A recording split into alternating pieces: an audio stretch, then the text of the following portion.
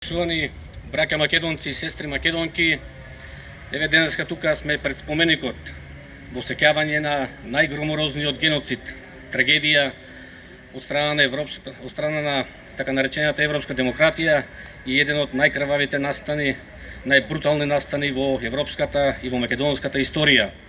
72 години подоцна, ова е црно петно на Европа која се уште избегнува да го признае.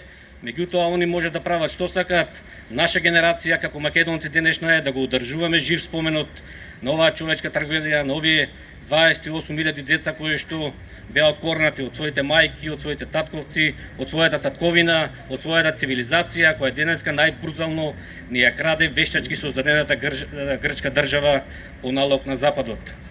Јас во моето кратко обраќање денеска сакам да упатам една порака до скопскиот градоначелник Петре Шилегов, кој што гордо истакнува дека е потомок од Егејска Македонија, дека неговите предци се од Егејска Македонија.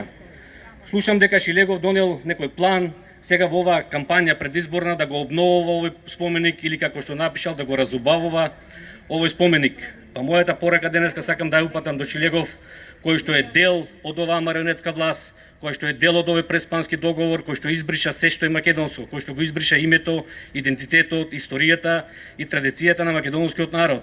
И во овој контекст денеска сакам да го прашам Петре Шилегов, со кое лице ќе дојдеш тука пред овој споменик кога погази врз коските на својот дедо, на својата баба, бидејќи со тој преспански договор повеќе нема македонци во Грција, се е избришено и затоа нормален, доблесен човек кој што води грижа за своето достоинство, би се срамил тука да дојде, да помине во радиус од некаде од 100 метри, а не пак да се осуди да го реновира или да го обновува овој споменик.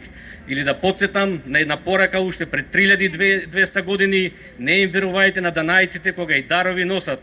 Затоа Петре Шилегов, јас еве ви предлагам тука сите вие кои што сме тука дека на овој собор, значи треба да му упатиме една порака, да му предложиме, да му се заблагодариме, да не смее да помисли тука да дојде на овој споменик и да го обновува, бидејќи погази врз коските на најсветото.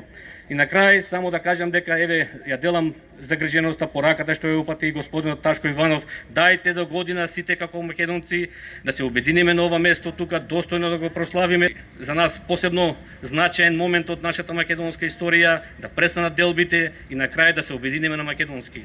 Ви благодарам.